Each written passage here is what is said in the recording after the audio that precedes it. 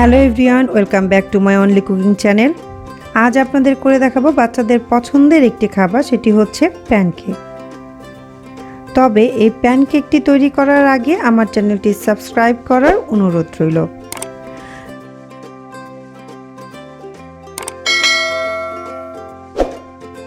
তাহলে দেখা যাক এই প্যানকেকটি তৈরি করতে কি কি লাগছে।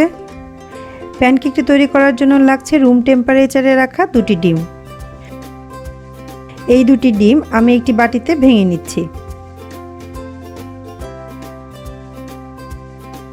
সেই সাথে আমি এখানে দিয়ে দিলাম 1 কাপ পরিমাণ চিনি। এবার আমি এই চিনিটা যেন ভালো করে গলে যায় সেজন্য আমি একটি হ্যান্ড হুইস্কের সাহায্যে ভালো করে এটাকে মিশিয়ে নিচ্ছি।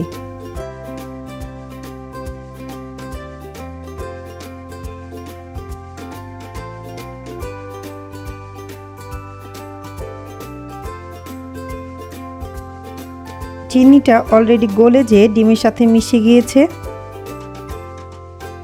এখন আমি এখানে দিয়ে দিলাম 1 কাপ পরিমাণ রেগুলার তেল, দিয়ে দিলাম 1 চা চামচ ভ্যানিলা এসেন্স। আপনাদের কাছে যদি ভ্যানিলা এসেন্স না থাকে সেই ক্ষেত্রে 1 চা চামচ লেবুর রসও দিতে পারেন। সেটা ভালো করে আমি মিক্স করে নিলাম।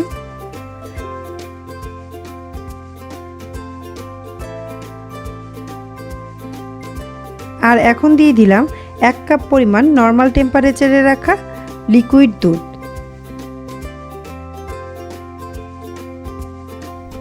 ভালো করে মিশিয়ে নিলাম। এবার আমি এখানে একটি চালনির সাহায্যে ড্রাই ইনগ্রিডিয়েন্টসগুলো চেলে নেব। এখানে আমি একটি চালনির উপর 1 কাপ ময়দা দিয়ে দিলাম,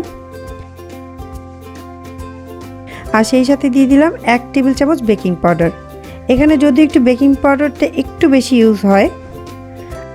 আর দিয়ে দিলাম 1 চিমটি লবণ।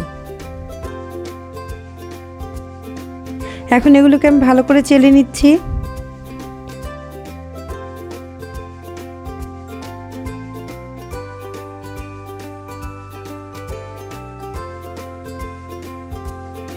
এবার আমি ডিমের সাথে এগুলোকে ভালো করে মিক্স করে নেব।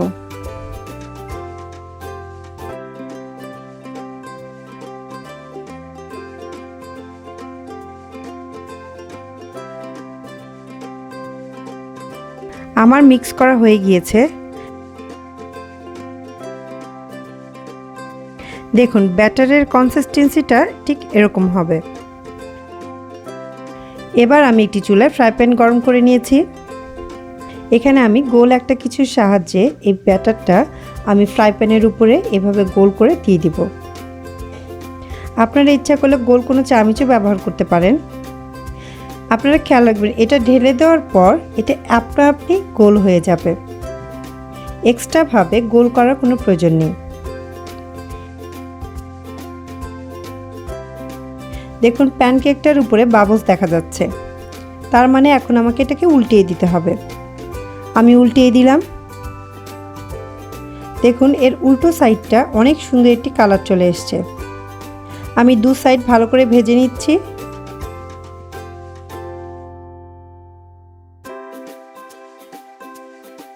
এখন আমি একটি বাটিতে এটা তুলে রাখলাম। ঠিক একইভাবে আমি সবগুলো এভাবে ভেজে নিচ্ছি।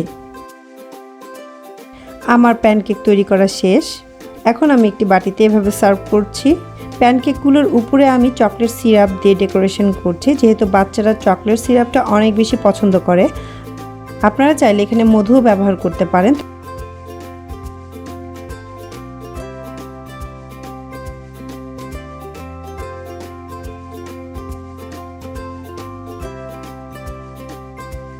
তো হয়ে গেল আমার মজাদার প্যানকেক। আশা করছি আমার এই রেসিপিটি আপনাদের অনেক ভালো লাগবে। আর ভালো লেগে থাকলে আমার চ্যানেলটি লাইক, কমেন্ট, শেয়ার দিতে ভুলবেন না। সেই সাথে সবাই ভালো থাকবেন, সুস্থ থাকবেন, আমার জন্য দোয়া করবেন।